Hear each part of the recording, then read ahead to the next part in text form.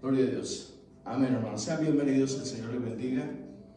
Esta es nuestra clase de Teología Bíblica y Sistemática número 9. Bienvenidos, hermanos, gracias por su presencia. Queremos saludarlos. Los extrañamos durante toda esta semana. Sé que algunos nos han seguido a través de las enseñanzas, pero en la clase de hoy queremos darle gracias al Señor por sus vidas, por sus ministerios, por su salud, por sus familias, por todo lo que el Señor les ha dado. Y una vez más queremos decirle que vamos a hacer un breve repaso, muy corto, muy somero, acerca de lo que es la teología, porque sabemos que muchos hermanos se perdieron la primera clase, pero vamos a tomar unos 5 minutos para dar un breve repaso de la primera clase acerca de lo que es teología. ¿Qué es teología y qué es religión? Amén. Bien, para tal efecto, no soy buen pintor, tampoco dibujante, pero esta es una carrilera del tren. Esta es la carrilera del tren, no es una escalera acostada, es la carrilera del tren. Bien, ¿por qué tomo esto como punto de partida para ilustrar lo que es teología? Teología es la ciencia que nos conduce al conocimiento de la palabra de Dios. Ok, tenemos aquí lo que es teología y tenemos aquí lo que es religión. La religión, si la religión no puede estar sola, mucho menos la teología. ¿Qué es la teología? La teología es conocimiento, es la parte teórica de la palabra de Dios.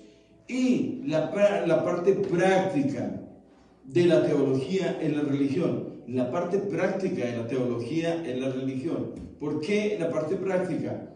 Porque nosotros vamos a practicar el conocimiento que tenemos de Dios, sus reglas, sus normas, sus disciplinas, sus preceptos, sus decretos, los vamos a practicar en nuestras vidas. Entonces, ¿por qué te dicen a ti religioso? Te dicen a ti religioso por la manera como tú hablas, como te conduces, la manera como tú vistes, la manera como tú actúas con la gente, la forma, tu respeto, tu cumplimiento, tu responsabilidad, la manera de hablar, el vocabulario que tú usas. Eso es religión. Esa es la parte práctica del hombre. Esa es la parte que se ve. ¿Y por qué es la parte que se ve? Porque usted lo que aprende, las palabras no las ve, el conocimiento no lo ve, pero el conocimiento lo trae aquí en su mente, en su corazón. El conocimiento de la palabra. Esa palabra tiene efecto y modifica el carácter, el comportamiento del hombre, que es su práctica. ¿Qué es lo que practica el hombre? El conocimiento que ha adquirido de la palabra de Dios. La palabra de Dios, cuando uno adquiere el conocimiento, transforma la manera de pensar, la manera de hablar, la manera de conducirse y la manera de actuar también. Amén. Ya tiene más o menos un... Bueno, bien. Ya considero que es suficiente. Vamos después a tomar un tiempecito para hablar de esto. Amén. Vamos a ir a la página número 98 de nuestro libro de texto, Teología Bíblica y Sistemática de Meyer y Perman. Aquí está. Este es nuestro libro de texto, el libro guía que lo usa el concilio más grande del mundo, que son las asambleas de Dios, para enseñar en sus aulas, en sus institutos, para enseñar la palabra de Dios. Amén. Bien, vamos a proceder a limpiar esto y vamos a continuar con lo que es el pecado. Yo sé que esta doctrina del pecado no llama mucho la atención. Me gustaría que le llamara la atención, porque este es el tendón de Aquiles de la humanidad, el pecado. Es aquí donde Satanás actúa eficaz y soberbiamente sobre el género humano. Bien, vamos a ir.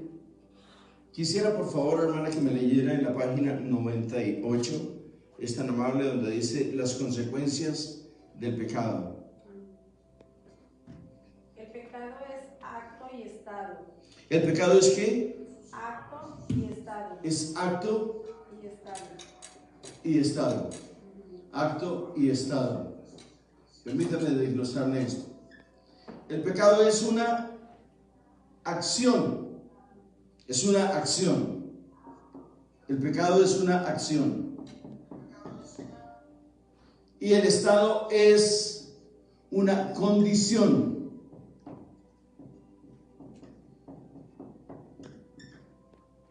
Ok. Estamos viendo las consecuencias del pecado. El pecado es un estado, es un acto y es un estado. ¿Pero por qué? Pregunto yo, ¿por qué? Sencillamente porque cuando el hombre peca cuando comete la acción. El pecado es una acción, el pecado es un movimiento, es una acción del hombre, ¿no? El hombre, si va a llevar a cabo un pecado, no se va a quedar quieto. Actúa. O sea, es un acto, es una acción. ¿Y qué tipo de acción es esa? Pecaminosa. Claro, es una acción pecaminosa. Ok, bien. Ahora, el estado. ¿En qué estado quedó él? ¿En qué estado quedó este hombre? Este muñequito, ¿en qué estado quedó?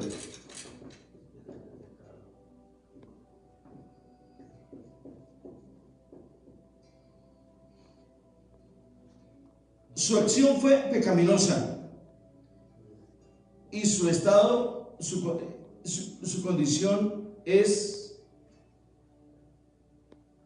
quedó expulsado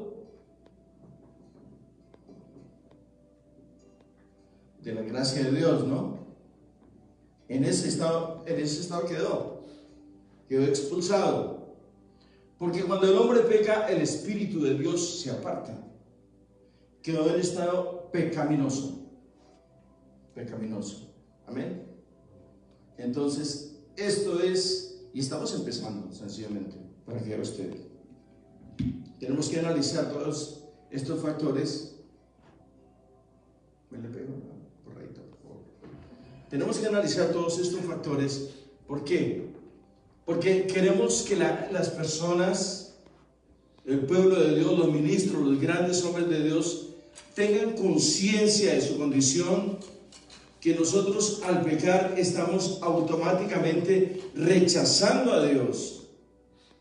Le estamos diciendo: Señor, tu palabra es linda, es bonita, es grande, es santa, es poderosa, pero no nos interesa estar contigo. Me llama la atención, es más agradable para mí el pecado. Le voy a hacer una pregunta a usted, y a ustedes también.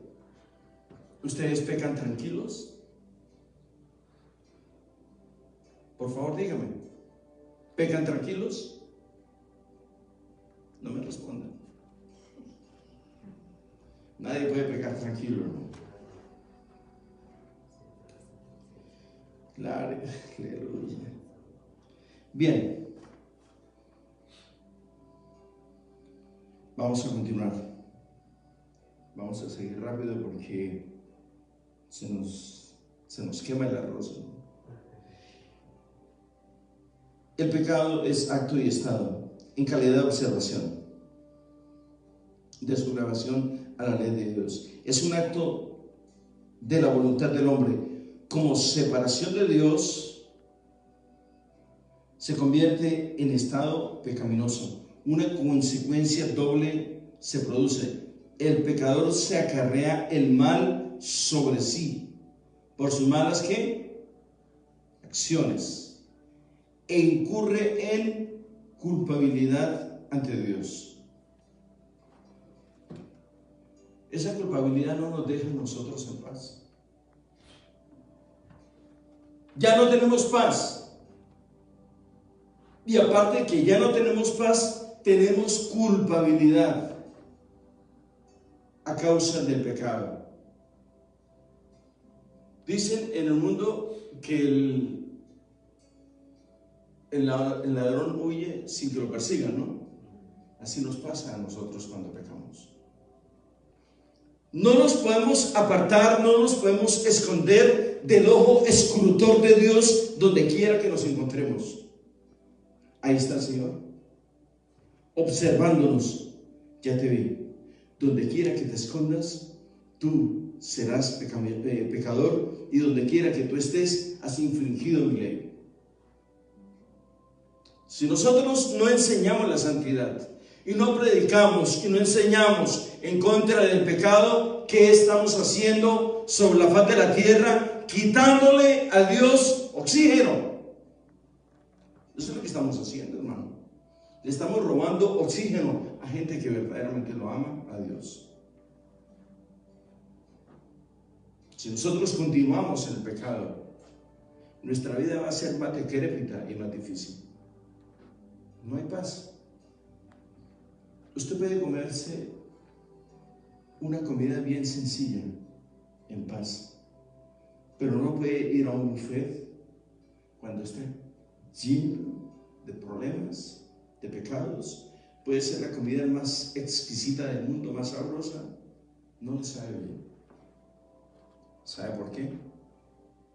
Porque no hay paz en el interior. Hemos infringido la ley de Dios. Hay culpabilidad en nosotros.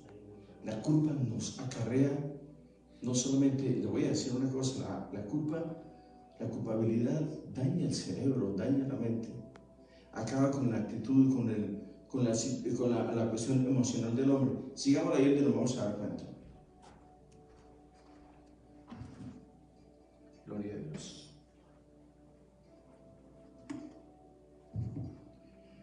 Bien. El pecador se acarrea el mal sobre sí por sus malas acciones e incurre en culpabilidad ante Dios. Dos cosas, por lo tanto, deben distinguirse: las malas consecuencias que siguen al acto del pecado. Oiga, esto es lo triste, eso es lo que vamos a tratar hoy.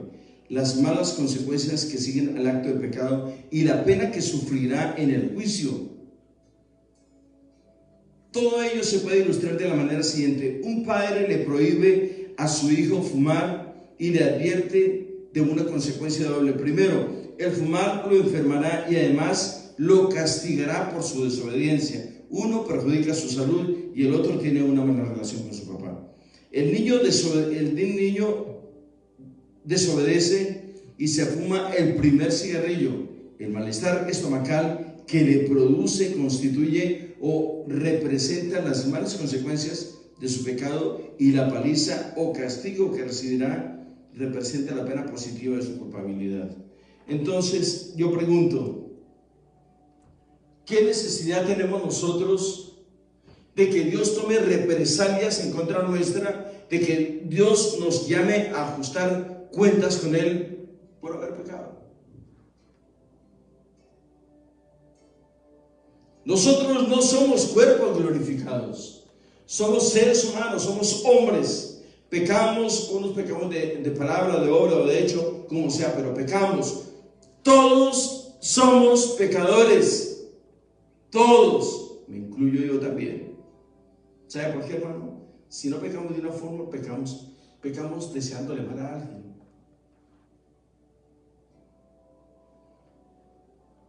¿Sabe una cosa? ¿Sabe que anhelar los bienes ajenos es pecado? Yo quisiera tener el carro que el hermano tiene. Eso es envidia, hermano.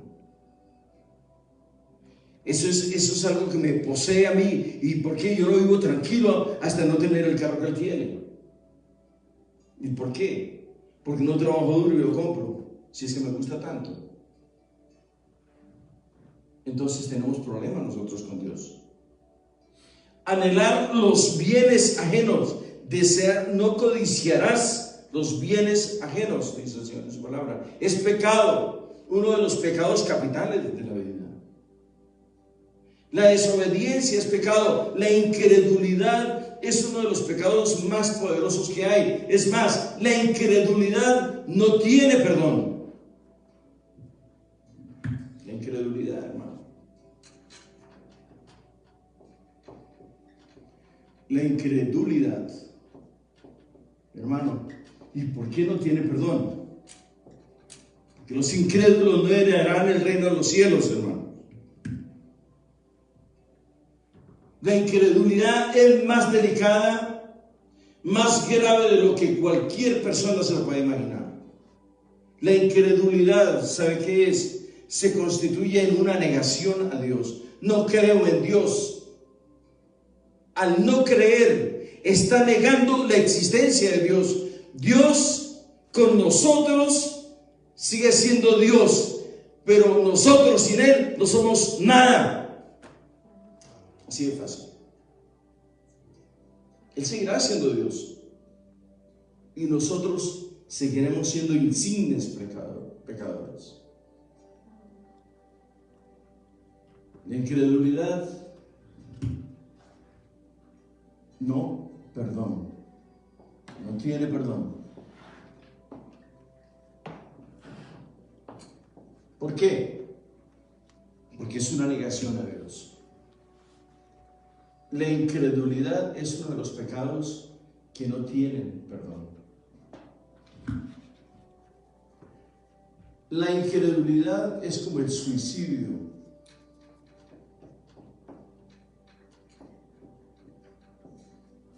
No tiene perdón. No tiene perdón. Y hay otros pecados más que no tienen perdón. Y no son tan graves. No son tan graves, aparentemente, pero no tienen perdón. Amén. Sigamos, porque si no nos entretenemos demasiado. Gloria a Dios.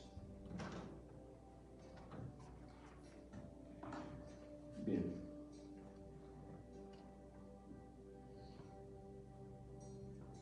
El malestar estomacal que le produce constituye o representa las malas consecuencias de sus pecados, y la paliza o castigo que recibirá representa la pena positiva por su culpabilidad. De igual manera, las Sagradas Escrituras describen dos efectos del pecado. Dos efectos, oiga, no consecuencias, efectos del pecado. Las Sagradas Escrituras describen dos efectos del pecado en las personas culpables. Es seguido de consecuencias desastrosas para sus almas y acarreará sobre ellos el decreto positivo de la condenación de Dios. Dos efectos del pecado. Es seguido de consecuencias desastrosas.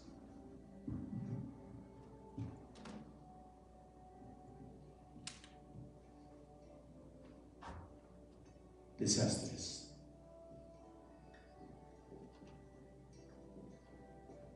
Desastres.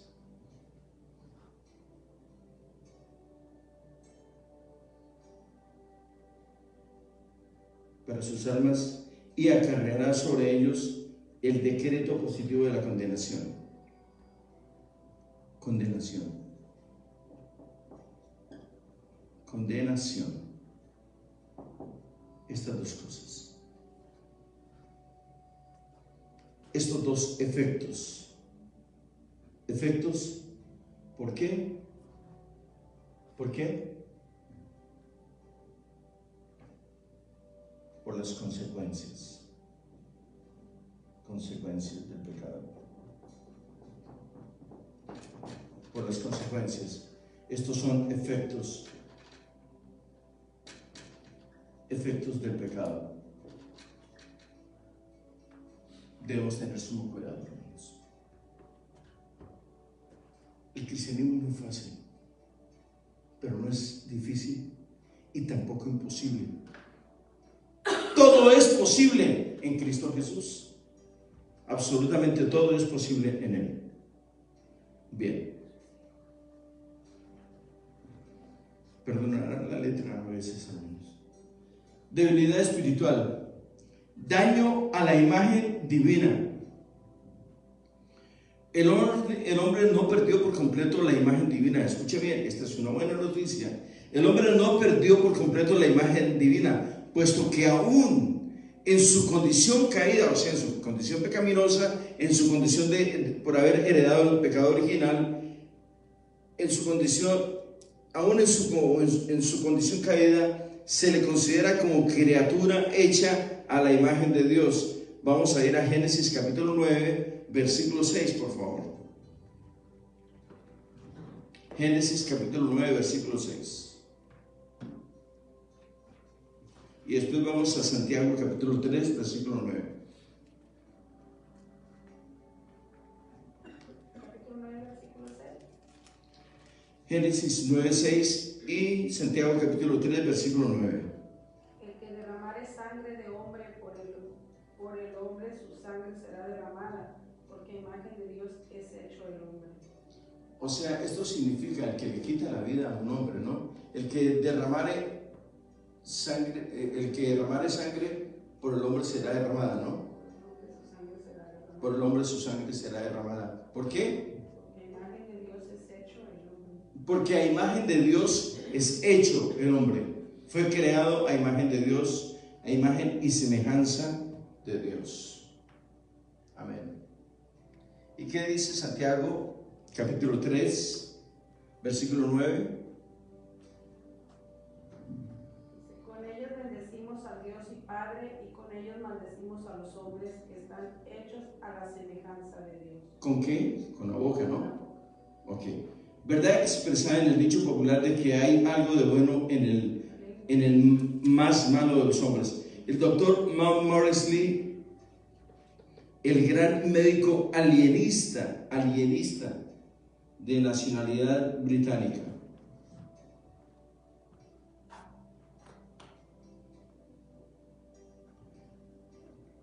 el doctor Maudsley, el gran médico alienista. ¿Sabe lo que significa la palabra alienista? ¿Ah? Bueno.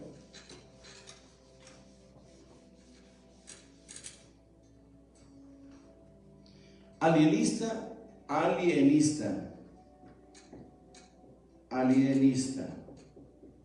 ¿es el hombre o es el médico? Es un médico. Es un médico que estudia las enfermedades mentales del ser humano.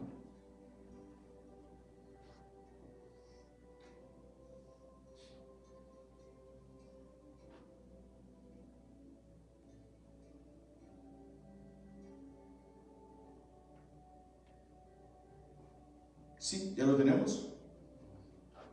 Alienista, médico que estudia las enfermedades mentales del ser humano. Hoy en día se le conoce como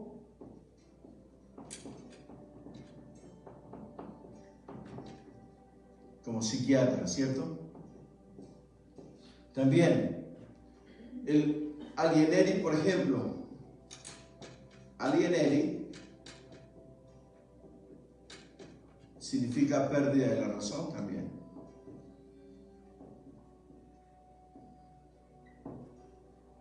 Bueno, esto es algo más para documentarles un poquito más de lo que significa alienista. Amén.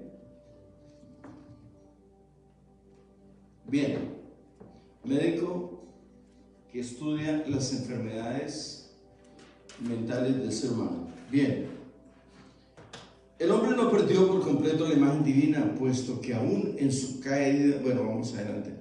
¿Verdad expresada en el dicho popular? El doctor Maudsley, el gran médico alienista de nacionalidad británica, afirma que la majestad inherente de la mente humana es evidencia aún en la ruina provocada por la locura.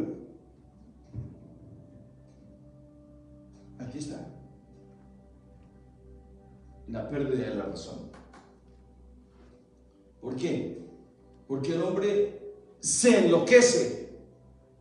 No sé si ustedes se acuerdan que hace muchísimos años, 20, 30, 40, 50 o 60 o más años, la gente que se ponía a estudiar la palabra de Dios se enloquecía. ¿Se acuerdan de eso? ¿Sí? Yo era un niño cuando conocí a un joven como de unos 25 años aproximadamente, era estudioso de la palabra de Dios, estudiaba la Biblia. Se llamaba Tomás. Y ellos eran muy amigos de mis abuelos. Pero ¿qué pasó con ellos? Ellos eran una gente con muchísimo dinero.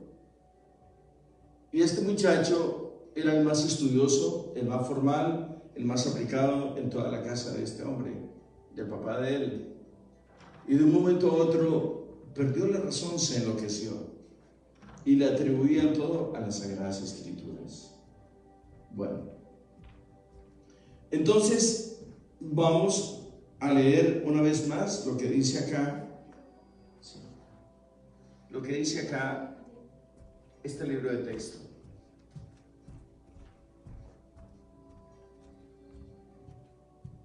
El efecto de la caída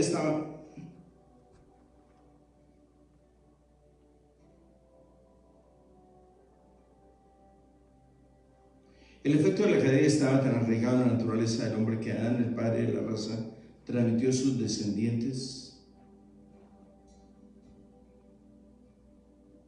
Pero aunque no se haya perdido, estoy en el segundo párrafo, pero aunque no se haya perdido por completo, la imagen divina en el hombre ha sido gravemente dañada. El Señor Jesucristo vino al mundo para hacer posible. Esto me gusta, muy lindo esto. El Señor Jesucristo vino al mundo para hacer posible para el hombre el reconquistar la imagen divina al ser recreado en la imagen de Dios. Vamos a ir a Colosenses capítulo 3, versículo 10 y nos vamos a deleitar en esta porción de la Escritura.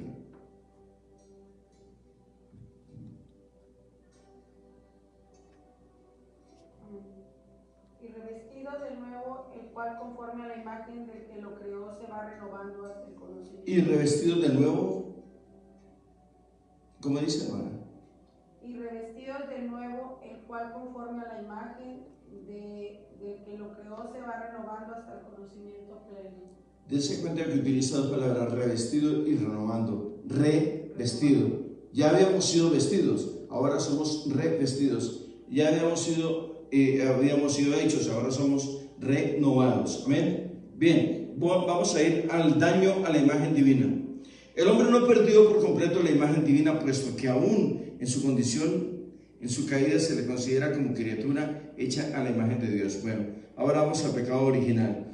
El efecto de la caída estaba tan arraigado en la naturaleza del hombre que Adán, el padre de la raza, transmitió a sus descendientes una tendencia o inclinación a pecar. Aleluya.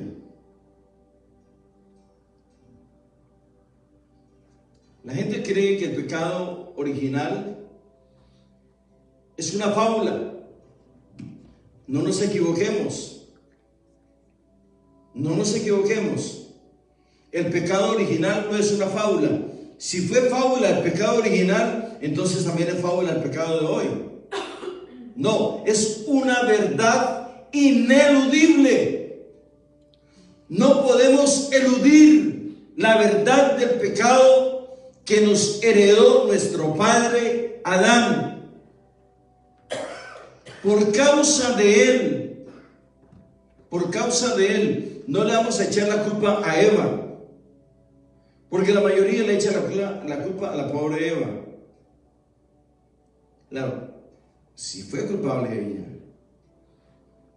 pero era Adán el hombre que enseñoreaba sobre la tierra, el hombre al cual Dios le dijo: le vas a poner nombre a las plantas, a los animales, a las aves, a las que se arrastran sobre la tierra, a todos ellos.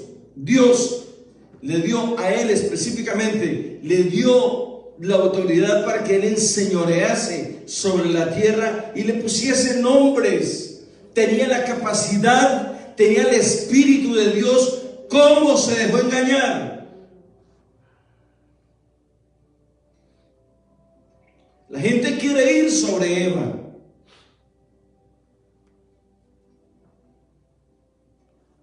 El Señor le había dicho a Adán, lo hizo a él. A Eva lo sacó de un costado de su cuerpo Pero Él fue quien enseñoreó la creación. Fue Adán. Sigamos, hermanos. El pecado original no es una farsa, no es una fábula, no es un cuento de hadas, no es una chiquillada, es una realidad ineludible. No nos creamos tan santos. Estamos en el proceso de la santidad. Estamos en el proceso de la perfección. Pero este es un proceso. Si el proceso se detiene, nos acabamos nosotros. Se acaba el género humano. Aleluya.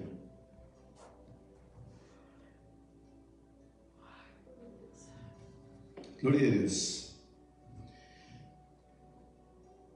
Esta desventaja espiritual y moral bajo la cual todos los hombres nacen se conoce como el pecado, con el nombre del pecado original. Los actos o acciones de pecado que siguen durante la edad de la razón se denominan pecado actual o voluntario.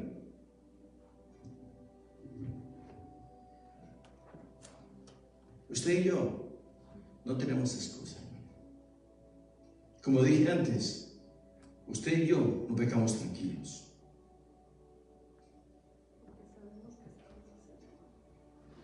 Nosotros estamos pasando por un proceso de santidad. Todos y cada uno de nosotros. Dice el Señor en su palabra: el que se limpia, límpiese más. Y el que se embarra, embárrase más.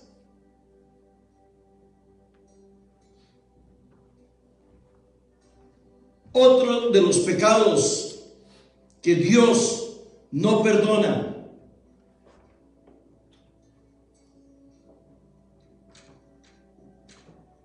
es la tibieza. Como dijo el guatemalteco, estamos tibitos. Aquí no hay tibitos. No pueden haber tibitos. ¿Por qué no pueden haber tibios?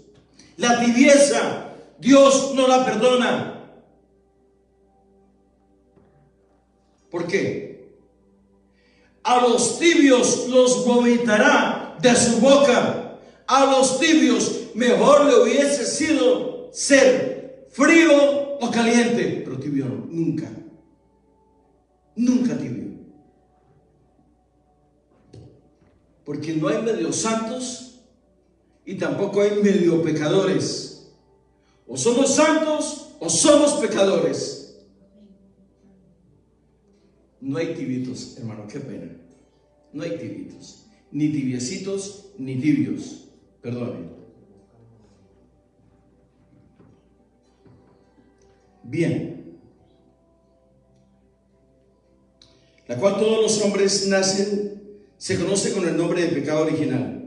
Los actos o acciones de pecado que siguen durante la edad de la razón se denominan pecado actual o voluntario. Hermano, es que yo no pude resistirme. Era tan bonita y tan fuerte y tan grande. Sí, era más poderosa que su Dios entonces. No se pudo resistir, ¿no? Irresistibles. Hay hombres irresistibles ante los cuales las mujeres se deshacen, se desbaratan. Y hay mujeres tan irresistibles que los hombres parecen como perros falderos. Por favor, hermano, ¿dónde está su personalidad como cristiano? ¿Dónde está su temple? ¿Dónde están las huellas de Cristo en tu vida? El apóstol Pablo dice: llevo por todas marcas las marcas de la cruz de Cristo en nuestra vida. Con Cristo hemos sido juntamente crucificados. Ya no vivo yo, ahora Cristo vive en mí. Esa es la santidad, hermano. Eso es lo que al pecado no le gusta, su santidad. El pecado nos quiere deshacer, nos quiere enloquecer. No se pongan tristes, que estas son buenas noticias, hermano. Los actos u acciones de pecado que siguen durante la edad de la razón se denominan pecado actual o voluntario. Cristo, el segundo Adán, permítame explicar esto porque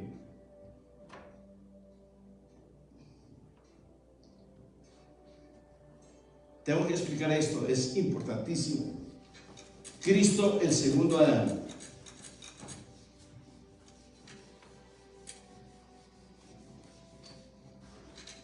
Cristo es conocido como el segundo o el postrer Adán. El primer Adán, que era alma viviente. Alma viviente. El postrer Adán, o sea, el segundo Adán. Adán, ¿cómo se llama? Espíritu vivificante. Espíritu vivificante. ¿Quién es el espíritu vivificante? Cristo. El primer Adán es alma viviente. El primer Adán es terrenal. El postrer Adán es espiritual. El primer Adán, el primero es terrenal. ¿De dónde viene? De la tierra. ¿De dónde lo hicieron? De la tierra. El postrer Adán es espíritu vivificante, es espiritual. El primer Adán se llamaba Adán, claro, y el postrer Adán se llamaba Cristo. En ese momento que lo estamos estudiando.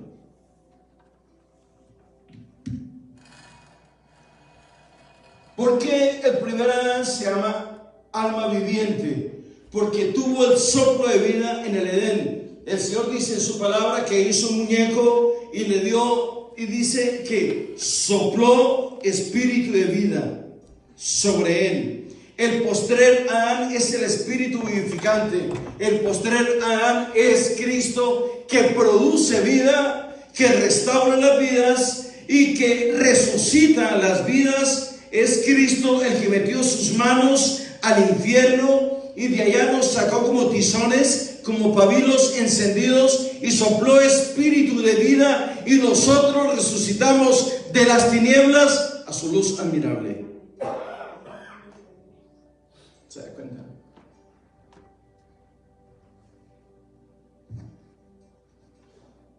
Eso somos nosotros en la mano del Señor. Tizones humeantes. Gloria a Cristo el Señor. Aleluya. Bien. Cristo el segundo Adán vino a este mundo para liberarnos de todos los efectos de la caída.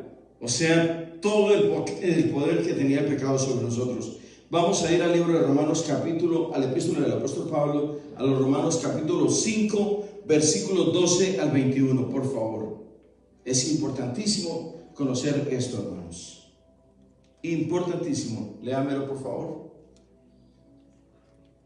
Mientras yo me tomo este divino sorbo. Dice, por tanto, como el pecado entró en el mundo por un Ok, el pecado entró en el mundo por un hombre.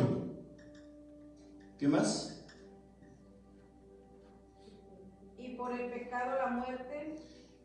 Y por el pecado, naturalmente, su consecuencia igual a muerte. ¿Qué más? Así la muerte pasó a todos los hombres. Así la muerte fue pasando a todas las generaciones venideras, ¿sí o no? ¿Cómo se llama ese paso del pecado? El pecado original. Así la muerte pasó a las generaciones venideras, y esto se le llama pecado original. ¿Qué más? Pues antes de la ley había pecado en el mundo. Antes de la ley, oiga, esto es importante. Antes de la ley había pecado en el mundo, pero un momentico, pero el pecado no tenía nombre. ¿Qué dice? Pero donde donde no hay ley no se inculpa del pecado. Pero donde no hay ley no se inculpa del pecado. Por favor, explíqueme esto. Sencillo. Yo paso por aquí. Veo esto. Yo voy de paso por aquí y lo levanto y me lo echo al bolsillo. Como no hay ley, yo me lo puedo llevar. ¿Qué se llama eso? No, sencillamente lo necesito y se lo llevo. Pero yo estoy tomando lo que no me pertenece a mí. Estoy tomando lo ajeno. Me estoy robando este marcador.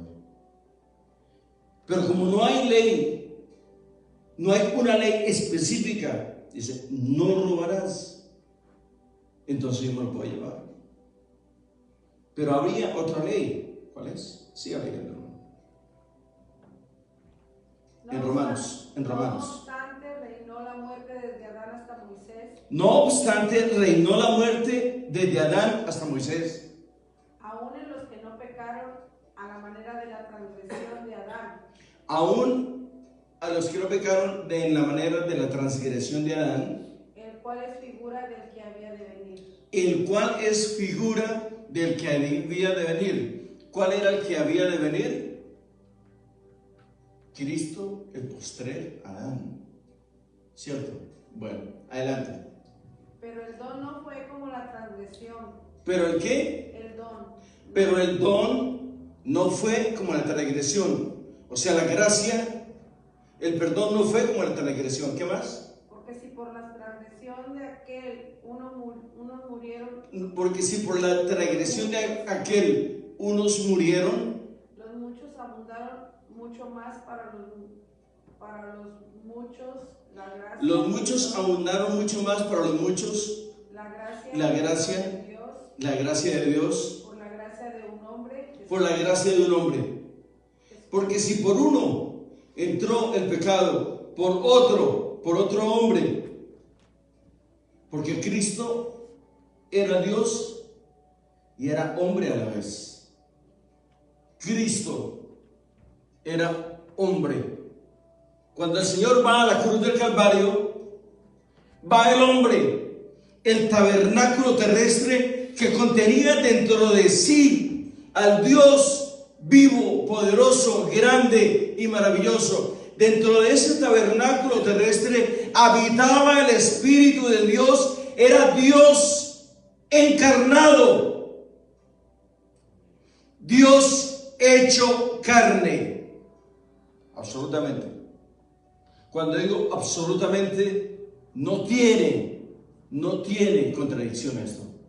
Sigue adelante, hermano. Y con el don no sucede como en el caso de aquel uno que pecó, porque ciertamente el juicio vino a causa de un solo pecado para condenación. Porque ciertamente el juicio vino a causa de un solo pecado para condenación. ¿Cuál pecado? El pecado original. ¿Qué más? Pero el don vino a causa de muchas transgresiones para justificación. Pero el don vino a causa de muchas justificaciones. De muchas transgresiones para justificación. O sea, por los muchos pecados de la humanidad, Jesucristo vino y entregó su vida, entregó su cuerpo en la cruz del Calvario, entregó su cuerpo. Escuche bien, Cristo no murió en la cruz del Calvario, perdóneme por favor, y se lo voy a explicar. Jesucristo es Dios encarnado. Él dice en su palabra: yo soy el camino, yo soy la verdad y yo soy la vida. Cristo es el Espíritu vivificante. Cristo no es carne, Cristo es Espíritu. Dios es Espíritu. El Señor Jesucristo va a la cruz del Calvario y con su cuerpo físico vence la adversidad y le quita el poder que tenía el pecado y la muerte. Por eso él dice en Oseas capítulo 13 versículo 14: muerte, yo seré su muerte, muerte, yo seré tu muerte y seré tu destrucción, y de mí se apartará la misericordia. Es importante esto. Muy importante esto. ¿Qué más dice, hermano? Pues si por la transgresión de uno solo reinó la muerte. Si por la transgresión de uno solo reinó la muerte, mucho más reinarán en vida por uno solo. Mucho más reinarán, oiga, qué palabras tan lindas, mucho más reinarán en vida. ¿Por qué? Por un solo Jesucristo. Por un solo. Los que reciben la abundancia de la gracia y el don. Jesucristo, los que reciben la gracia y ¿qué? ¿Y el don? Y del don de la justicia. Y del don de la justicia. ¿Qué significa esto? Que por Jesucristo, su muerte sacrificial, en su entrega sacrificial en la cruz del Calvario, nosotros recibimos la vida eterna, el perdón de los pecados, resucitamos de muerte a vida a través de la cruz del Calvario. Amén. Estas son doctrinas que debemos tener muy claras. ¿Por qué soy enfático en esto? Porque somos este ministerio básica y fundamentalmente es enfático en esto porque queremos que los hermanos que atienden a nuestro seminario, nuestras clases, nuestras predicaciones, sepan dónde tienen sus pies puestos, no en fábulas, sino en palabra sujeta a palabra. La palabra que se predica en este lugar, la palabra que se enseña en este lugar, tiene bases escriturales. No es cosecha de hombres o pensamiento de hombres, no, es inspirada por el Espíritu de Dios a través de su bendita palabra. Así es. Y tomamos café con todos también, hermano. Y nos regocijamos con todos. Adelante, hermano. Así que como por la transgresión de uno vino la condenación a todos los hombres. Por la transgresión de uno vino la condenación a todos los hombres. De la misma manera, la justicia vino a todos los hombres. Así, de la misma manera, la justicia de uno vino. ¿La justicia de uno vino qué? A todos los hombres. A todos los hombres. Por la justificación de vida. Ok. Hemos sido justificados por el justo que es Cristo nuestro Señor. Amén. Bueno, ahora sí continuamos con la clase. Bien. No lo dejan avanzar, hombre. Qué cosa. Esta condición moral del alma es descrita en muchas formas. Todos han pecado, Romanos 3:9. Todos están bajo maldición, Gálatas capítulo 3, versículo 10. El hombre natural es extraño a las cosas divinas. ¿Cuál es el hombre natural? Le pregunto, hermanos, ¿cuál es el hombre natural? Es más, ¿cuántos tipos de hombres hay? ¿Cuántos? ¿Cuántos tipos de hombres hay?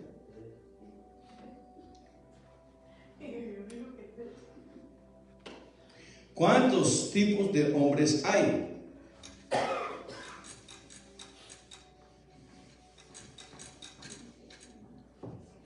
¿Cuántos tipos de hombres hay, hermanos? Por favor, denme una ayudita, denme un pequeño oxígeno. 3. Ahora, ¿cuáles son esos 3, hermanos? Ok, vamos para allá.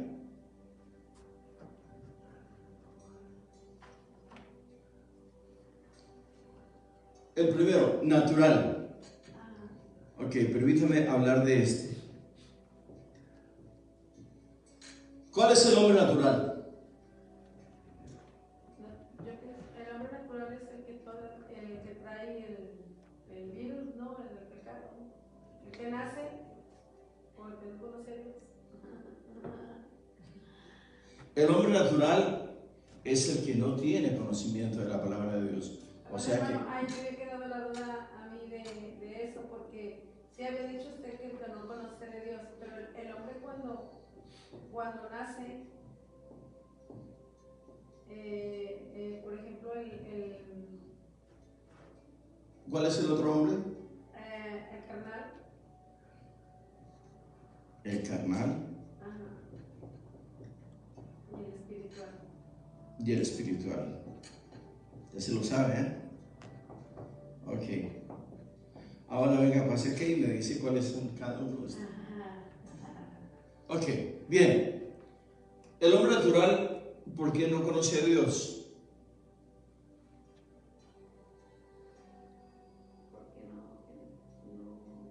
Porque no ha querido, hermano. Sencillamente no ha querido. No ha querido, sencillamente porque no ha querido. ¿Por qué? Les voy a hacer una pregunta. A ver si ustedes piensan lo mismo que yo pensaba antes de que el Señor alcance a mí. Usted, hermana, usted que me está escuchando, me está viendo. ¿Usted por qué no recibió al Señor la primera vez que le hablaron? ¿Por qué no recibió a Cristo? ¿Tenía miedo? ¿Tenía temor? ¿Usted pensaba, cómo voy a vivir yo sin amigas? ¿Sin amigos? ¿Cómo voy a ser yo si dejo todos mis amigos y mis amigas? ¿Qué será de mi vida sin amigos? ¿Una vida llena de soledad por recibir el Evangelio? ¿No le pasó eso a usted también?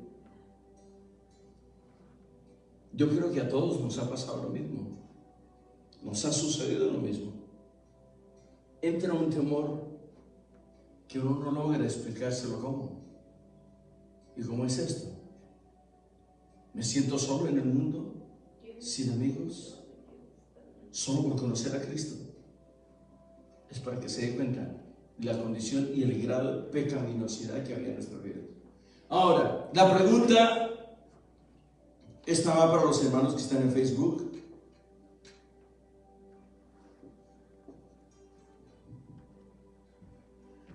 Quiero que me digan ustedes si el carnal ha conocido a Cristo, ha tenido alguna relación con Cristo, sí o no. Pónganme ahí un mensajito, por favor. Y ustedes también, díganme. ¿Ha conocido el carnal a Cristo? ¿Ha tenido experiencias con Cristo?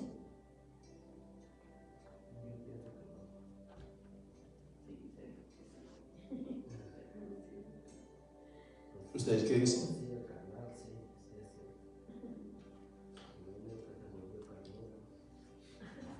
Para tal efecto quiero que vayamos, por favor, a la primera epístola del apóstol Pablo a los Corintios, porque lo que le digamos, lo que usted aprenda aquí debe tener soporte escritural, y si no, estamos perdiendo el tiempo, usted y nosotros también. Primera de Corintios capítulo 3, versículo 1 en adelante. 1, 2 y 3 creo que es. De manera que yo, hermanos, espere, hermano, se lo repito a los hermanos. De manera que yo, hermanos, no puedo hablaros como espirituales. Oiga, primero le dice hermanos, porque usted Pablo no le va a decir a alguien que no es cristiano, no le va a decir, oiga hermano, no. De manera que yo, hermanos, no pude hablaros como espirituales. Significa que, a ver, dígame, siga adelante, hermano.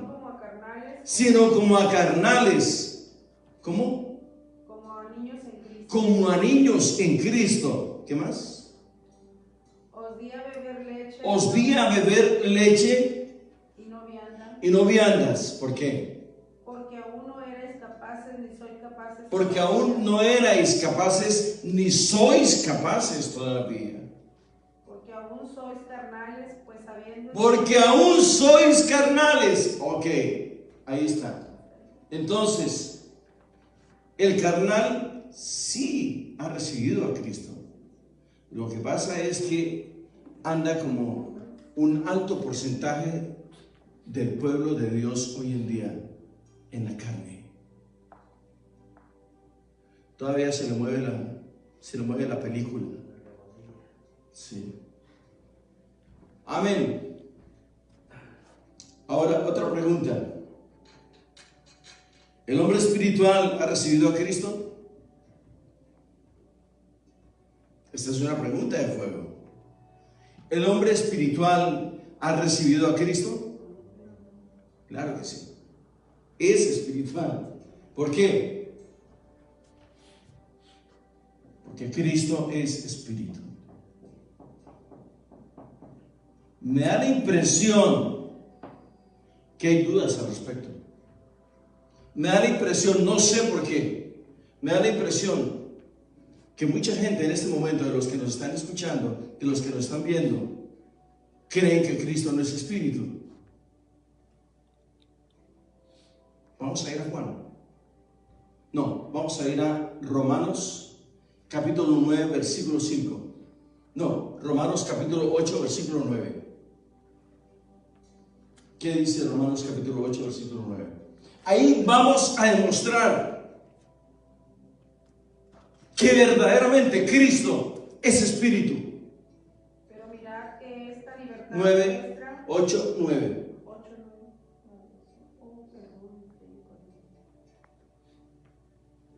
Romanos capítulo 8, versículo 9.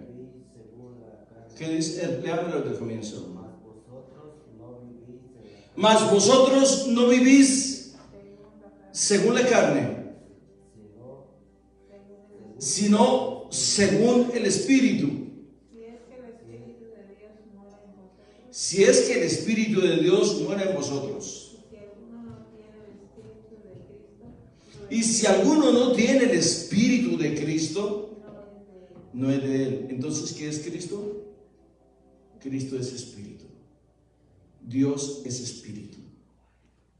Hermanos, no olvidemos Romanos capítulo 8, versículo 9. Es vital, es importante, es esencial en nuestras vidas, en nuestro crecimiento, en nuestro devocional diario. Tener estas premisas poderosas en nuestras vidas. Amén. Continuamos, hermano, porque hay que avanzar. Estamos entendiendo la palabra del Señor, ¿no? Esta condición moral del alma es descrita de muchas formas. Todos han pecado, Romanos 3:9. Todos están bajo maldición, Gálatas 3:10. El hombre natural es extraño a las cosas divinas. El hombre natural es extraño, es ausente a las cosas divinas. Primera de Corintios 2:14, leámoslo por favor.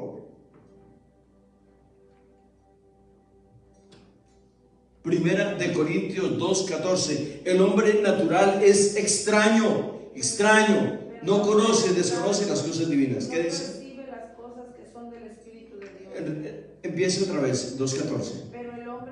Pero el hombre natural no percibe las cosas que son del Espíritu de Dios. Que son del Espíritu de Dios. Porque para él son locura. Porque para él son locura, no las entiende, no las comprende, son ajenas. ¿Qué más? Y no las puede entender. Y no las puede entender. ¿Por qué? Porque se han de discernir espiritualmente. Porque se han de discernir espiritualmente. ¿Qué significa discernir espiritualmente? Por favor, entendamos este concepto. Porque se han de discernir espiritualmente. Significa que el hombre debe, por derecho, por antonomasia, o sea, por herencia, debe tener el Espíritu de Dios y debe tener el espíritu de discernimiento, o sea, discernimiento de espíritus. Por favor, es importantísimo. Estas citas bíblicas son vitales para nuestro crecimiento, nuestra formación y nuestra educación espiritual, hermanos. Gloria a Dios. He dicho. Yo estoy diciendo el resto. Bien. El corazón natural es engañoso y malvado, Jeremías 17:9. La naturaleza mental y moral es corrupta. La mente carnal es enemistad con Dios. Romanos capítulo 8, versículos 7 y 8. Oiga, escuche bien. La mente carnal es enemistad con Dios. Permítame un momentico. La mente carnal. Léame por favor esos dos versículos. Romanos capítulo 8, versículos 7 y 8. La mente carnal es que, por tanto, los designios de la carne por tanto, los designios de la carne son enemistad contra Dios. son enemistad contra Dios. Los designios, ¿cuáles son los designios de la carne? El deseo. El deseo, los pensamientos, la precipitación. Uno de los errores más grandes, considero, del latino, de nosotros los latinos, los iberoamericanos, es, vaya, escucha bien lo que le voy a decir. Es posible que no esté de acuerdo conmigo. Eso no significa que usted está mal y yo estoy mal. La verdad tiene múltiples versiones y todas son verdad. Pero uno de los errores más grandes que cometemos nosotros los hispanos son los errores de precipitaciones. Es errores de precipitación. Nos precipitamos a hablar, a pensar y a actuar. Piensa, habla y actúa. Y el Señor dice, ser tardos. ¿Para qué? Para hablar. Más tardos que prontos, ¿para qué? Para oír, tardos para hablar y mucho más tardos para actuar. Ese es nuestro problema. Ese es nuestro problema. Cometemos demasiados errores de precipitación. Mira, hermana, que esto y más tarda uno en decirle a la persona que la persona va y lo hace. Eso se llaman errores de precipitación y nos acarrean muchos problemas en nuestra vida familiar, en la vida conyugal, con los hermanos, en la iglesia, en el colegio, en el trabajo, en el supermercado, en el hospital. En todas partes nos acarrean problemas estos errores de precipitación. O sea que cuando a usted le digan algo, inmediatamente llévelo cautivo a la obediencia de Jesucristo. 2 Corintios capítulo 10 versículo 5. 2 Corintios capítulo 10 versículo 5. Llevando todo pensamiento cautivo a la obediencia de Cristo. 2 Corintios capítulo 10 versículo 5. No lo olvide, hermano. Es poderoso ese versículo. Amén. Seguimos. Amén. La mente carnal es enemistad con Dios. Romanos 7:8. El pecador es esclavo del pecado. Es controlado por el príncipe del poder del aire. Efesios 2:2. Leámoslo, por favor. Está muerto en transgresiones y pecados. Efesios capítulo 2 versículo 2.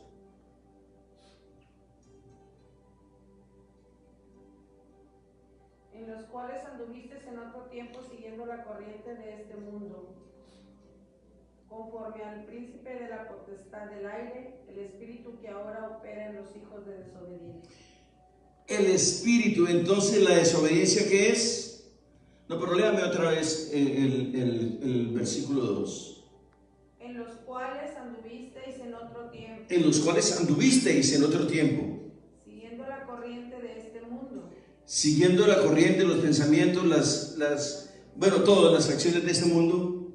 Conforme al príncipe de la potestad. Conforme al príncipe de la potestad de el aire. Conforme, o sea, estamos haciendo lo mismo que hizo Satanás. ¿Qué más dice? El espíritu que ahora opera en los hijos de desobediencia. El espíritu que ahora opera en los hijos de desobediencia. O sea que la precipitación y todo lo que contrae es secuela, consecuencias de lo que Satanás hizo en nuestras vidas.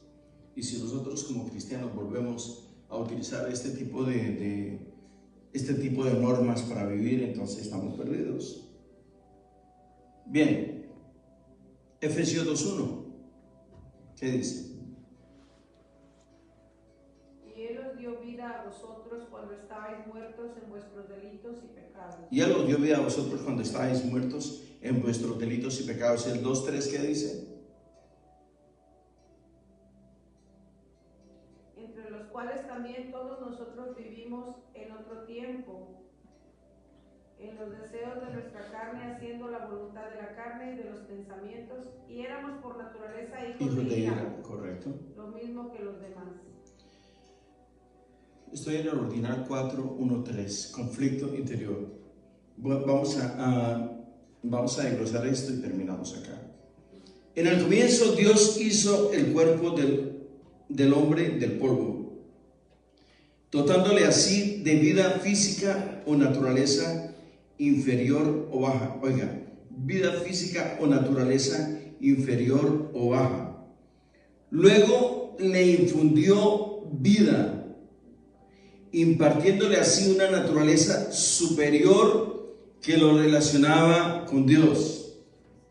Permítame explicar esto. Dios hizo el cuerpo, cogió al muñeco, lo formó, le dio vida, sopló espíritu de vida, aliento de vida. ¿Cómo se llama ese aliento de vida? ¿Cómo se llama? El neuma de Dios. Neuma de Dios. Ese es el soplo, es el hálito de vida. O sea, el soplo, ¿no? El hálito de vida. Como muñeco era inferior, sigue lo que dice, ¿no? Lea el libro y lo verá lo que dice. Era inferior. Pero cuando Dios sopló, entonces él tuvo la vida de Dios. Estuvo el espíritu de vida en Dios, ¿no? Exactamente, que lo relaciona con Dios. Entonces, ¿qué sucede? Ya no somos cualquier cosa. Entonces, cuando Dios dice que nos hizo a imagen y semejanza, de Dios, nos hizo Él. ¿Por qué? Porque Dios es espíritu. El alma que el hombre tiene, oiga, el alma que usted y yo tenemos, nadie la puede tocar, nadie la puede ver, porque es espíritu. El alma y el espíritu del hombre van de la mano. El alma, yo les dije que el hombre tiene dos espíritus, ¿no? El alma y el espíritu.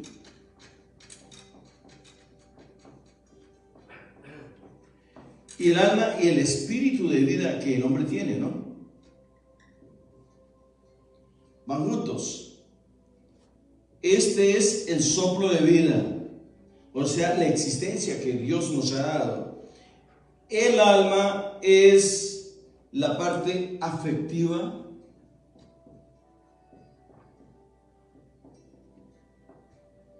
emocional,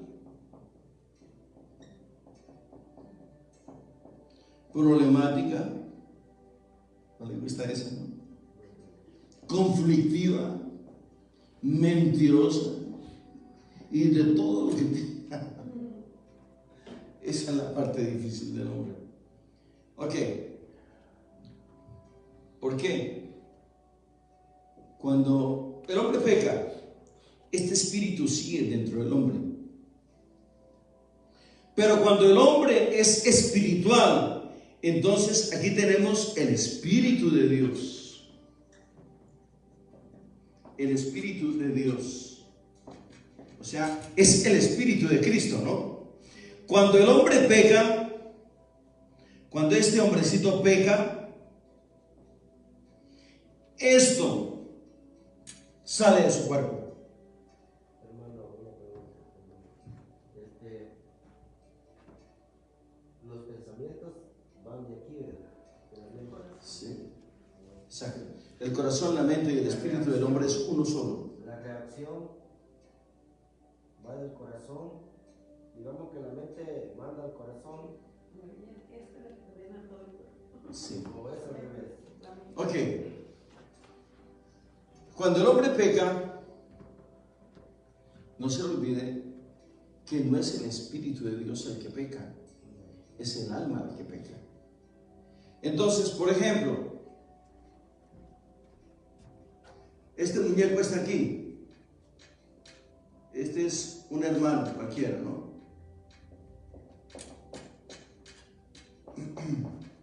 Y veo una muñeca aquí, ¿no? La ve muy bonita y todo eso, y la ve con minifalda y todo esto, ¿no? A la muñeca. Así medio pintada y tal, así, ¿no? Entonces, el hombre le manda un rayo así, la ve y le pasa el escáner de arriba a abajo y de abajo a arriba.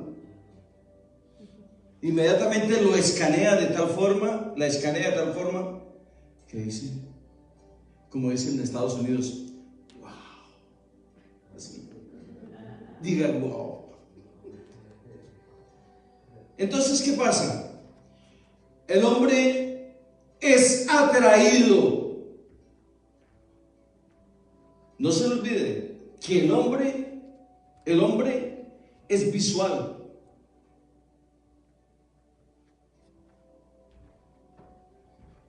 El hombre es visual. Pero luego es la mujer con la mirada, ¿no? No. El hombre es visual, pero la mujer es auditiva. Este le manda unas palabras a ella y le conquista su corazón. Esta le manda unos movimientos cadenciosos y le conquista todo su cuerpo. Entonces, ¿qué sucede? El hombre es atraído por la mujer. Le gustó la mujer, le llama la atención ella, le gustó su cuerpo. Ella sigue caminando y él la va siguiendo. Automáticamente, esa sustancia llegó a su alma. Porque él fue atraído por un cuerpo. Sí. Pero ¿quién lo impulsó? ¿El corazón o la mente? No. La mente no, es el alma. El alma. Porque es el alma, por eso le estoy poniendo acá. El alma es la emocional y la afectiva. Las emociones del hombre radican en el alma. La parte emocional, usted no puede amar con la mente, tiene que amar con el alma. Porque es la que el alma es. ¿Qué fue lo que le dijo el salmista al Señor? Mi alma tiene sed de ti. No le dijo mi espíritu, mi alma tiene sed de ti. Porque es el alma la que peca, es el alma la que necesita ser irrigada por el Espíritu de Dios. En este caso, este hombre vio a la muchacha con movimientos cadenciosos, moviéndose para allá y para acá. Entonces él fue atraído. Sus ojos se marcaron y se detuvieron allí, en su cuerpo, en la figura de esta mujer. Y si ella obedeció a su mirada, entonces el hombre va y se acerca, le habla a la mujer y le dice cualquier cantidad de cosas, o piropos como se le conoce. Entonces la mujer es conquistada acá, porque la mujer es auditiva.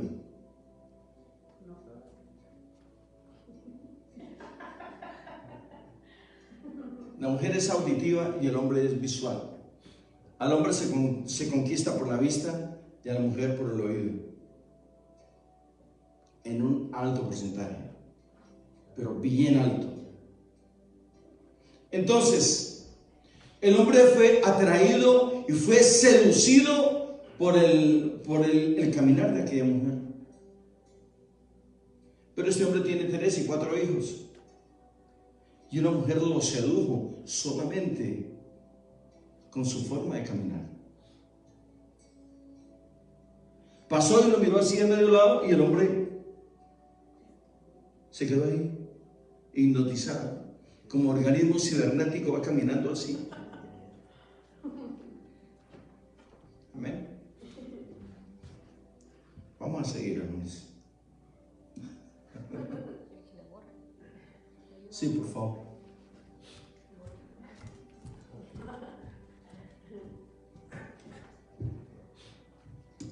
Gloria a Dios. Qué lástima que no. Bueno.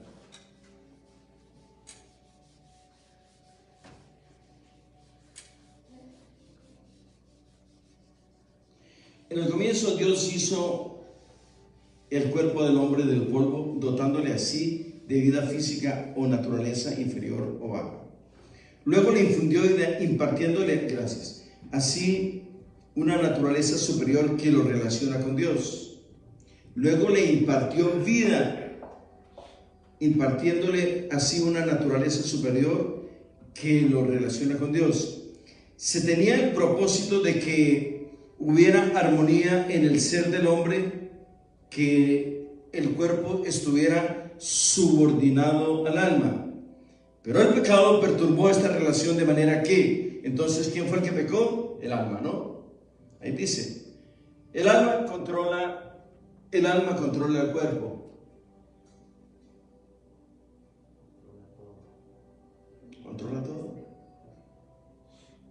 Es impresionante, pero es verdad.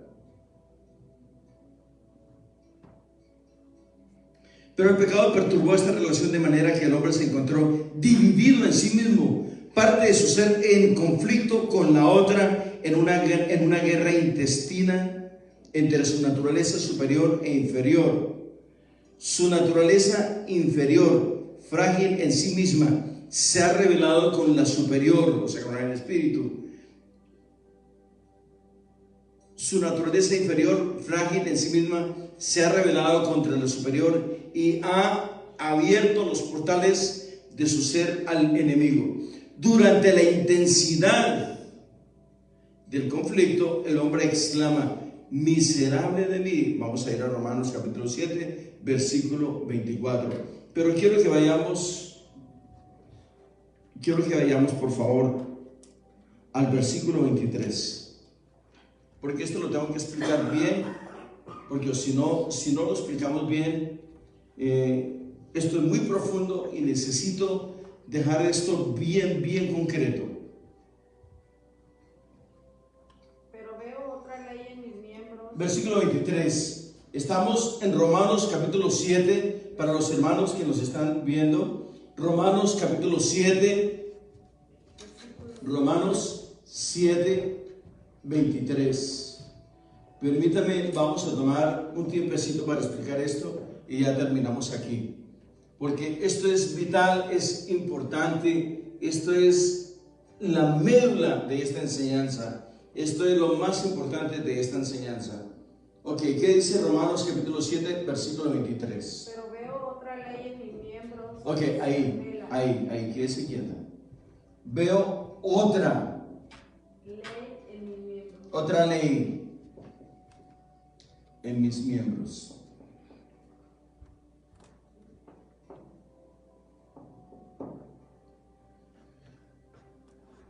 Que se revela contra la ley de mi mente. Permítame.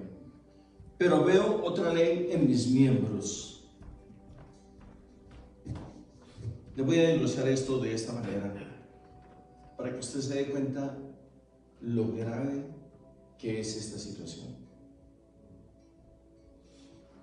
Ser cristiano no es fácil. No es imposible si el Señor está con nosotros. Si el Espíritu de Dios está en nosotros y si el Espíritu de Dios nos guía a nosotros, nada será imposible, hermano. Todo va a ser posible. Lo voy a explicar. Aquí está hablando el apóstol Pablo. Él está hablando de él, no está hablando de nadie más. Dice, pero veo Veo otra ley en mis miembros. O sea que el hombre tenía discernimiento de espíritus. Y no solamente tenía discernimiento de espíritu, sino que él podía ver lo que había en la cosmovisión espiritual. Él podía, hablándolo de otra manera, él podía ver los espíritus que se movían en los aires. ¿Se da cuenta hasta dónde vamos? Veo otra ley en mis miembros. Esto es teología pura, hermano. Ahora, ¿cómo es que él ve otra ley en sus miembros? ¿Cómo lo hace?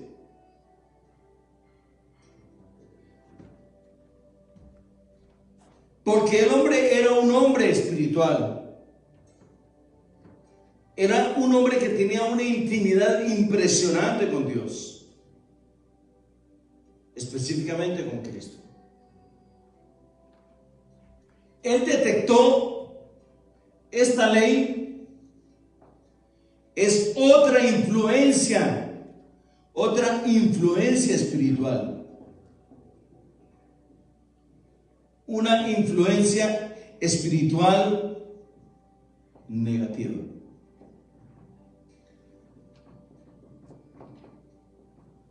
¿A usted le ha pasado, hermano? ¿A usted le ha pasado varias veces? Usted dice, tengo un presentimiento. No es un presentimiento, es Dios hablándote a ti. Es Dios alertándolo a uno. Pero estoy visualizando en el espíritu una influencia negativa que está dentro de mí. No dice que se acerca, oiga.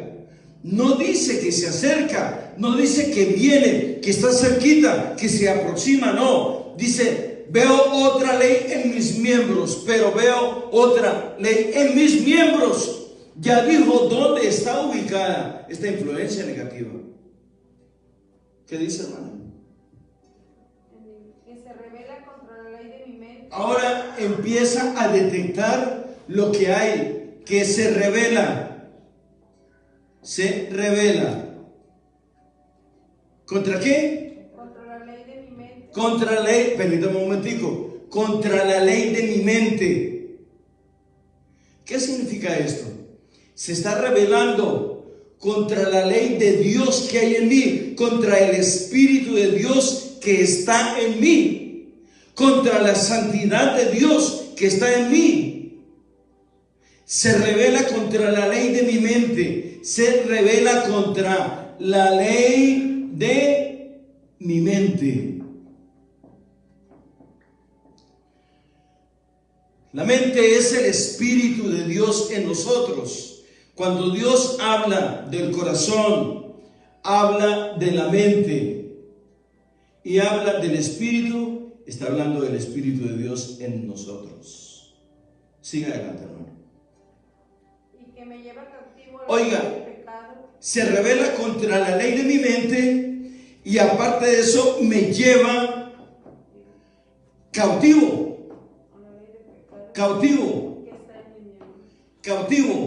preso, que está en qué, y me lleva cautivo contra la ley del pecado, que está en mi miembro, que está, ya está ahí, en mis miembros.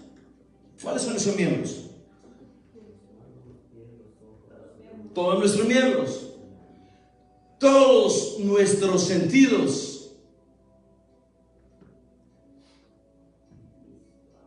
¿Se da cuenta lo difícil? Esto no se lo enseña a nadie, hermano, y tenemos que conocerlo. Ahora, no se van a reír por lo que les voy a decir, ¿ok? Ya, ven acá, por favor. Ni vayan a pensar mal, por favor, por lo que les voy a decir. Para no tirar fuerza.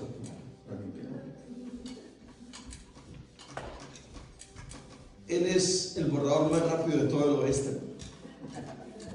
Ok. Bien.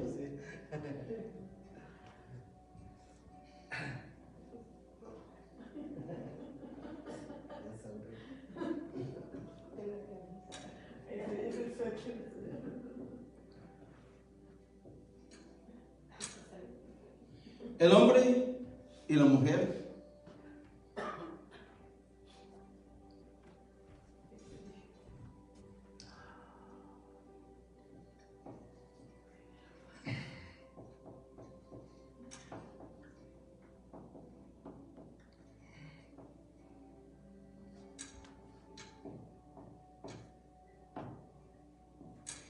y la mujer tienen 7 orificios. No los cuenten, no se rían, ustedes ya saben cuáles son.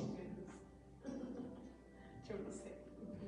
Cada uno de estos orificios entra un pecado diferente en el hombre o en la mujer.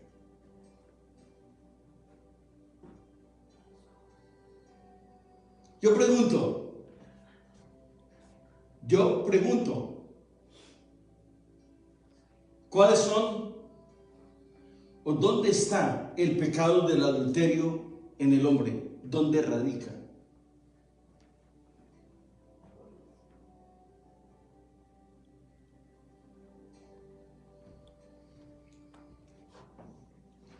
El pecado del adulterio del hombre radica en los lomos del hombre. Los lomos.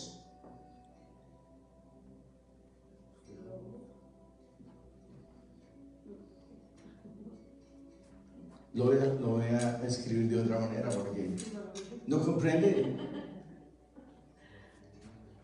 Lomos.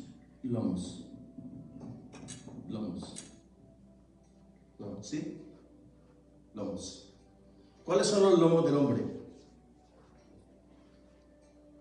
Esas son las espaldas de los hombres. ¿Cuáles son los lomos del hombre, hermano? Por favor. Deme una ayuda, por favor. ¿Cuáles son? Venga para acá. Va para acá. Yo no soy dibujante, pero este es un caballo. Una patica aquí, otra patica aquí, y vienen los ojos y... ¿Cuáles son los lomos del caballo, hermano?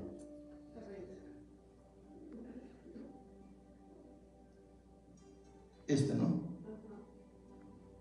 Pero usted me dice que es aquí.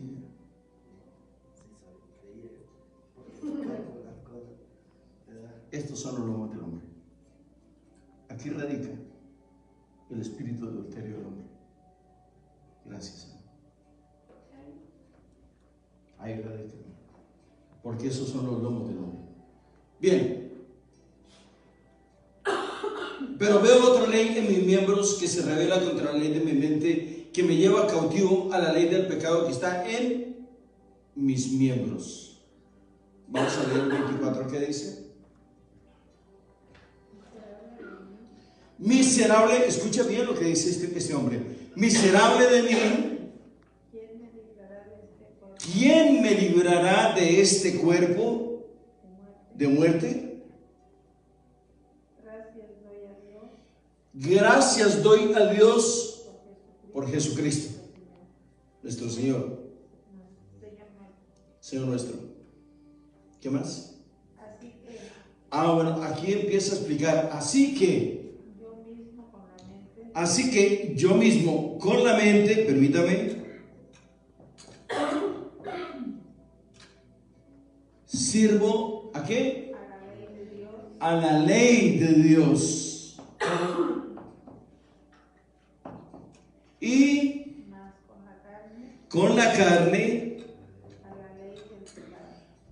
a la ley del pecado. ¿Se da cuenta cómo es, hermano? Con la mente, que es el espíritu. Porque aquí la carne se llama alma. La alma está viciada. El espíritu no puede estar viciado porque es el espíritu de Dios.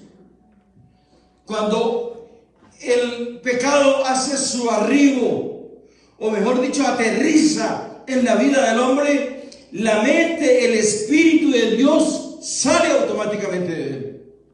Y el hombre muere en ese momento espiritualmente. El hombre muere espiritualmente. Cuando el hombre peca, el Espíritu de Dios se aparta, o sea, el Espíritu de vida de Dios se aparta y el hombre queda muerto.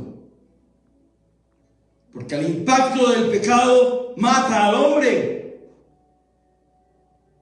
Y su alma va directo al Seol. Ya no puede haber otra muerte sacrificial. Ya tiene que haber una reconciliación con Cristo. ¿Se da cuenta?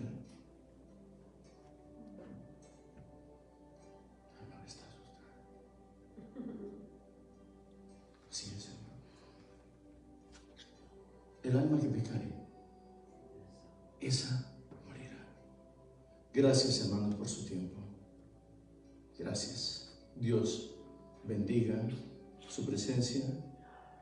Dios les bendiga, hermanos. Gracias.